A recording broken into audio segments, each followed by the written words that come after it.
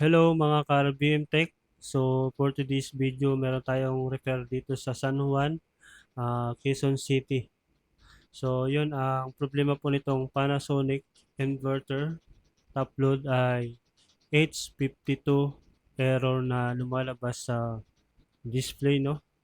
So pag yan po ang lumabas sa washing machine nyo ay hindi na po gagana ang wash and spin. So yun ang problema niyan ay board na ang problema niyan. So mga ka-repairman, kaya tumawag na po kayo ng technician.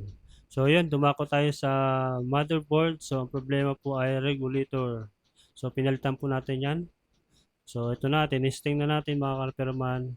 Ayun, goods na po ang kanyang washing machine dito sa San Juan. Ayan. At makakapaglaban na si client ng kanyang damit. Alright. So, yun mga ka-repairman, kung mayroon kayong mga pagawa, mga refer for this same dito sa scenario, ay PM lang po. Please just PM Facebook page and contact number.